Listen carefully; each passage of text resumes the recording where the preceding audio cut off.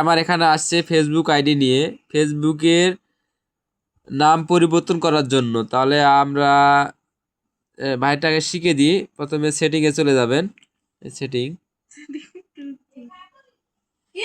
সেটিংয়ে আসার পর আপনারা চলে যাবেন পার্সোনাল ডিটেলস, এখানে ক্লিক দিবেন।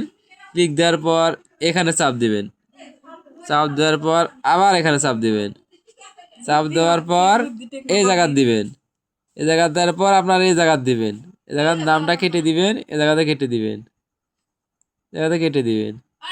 হ্যাঁ, আমরা দেখেন অলরেডি নাম চেঞ্জ করে ফেলছি। কি নাম? এমডি সবুজ আহমেদ। তাহলে এখন যদি আমরা কনফার্মে চাপ দিই, এই রিভিউ চেঞ্জ, তাহলে কি হয় দেখি, কি দেখাচ্ছে? এটা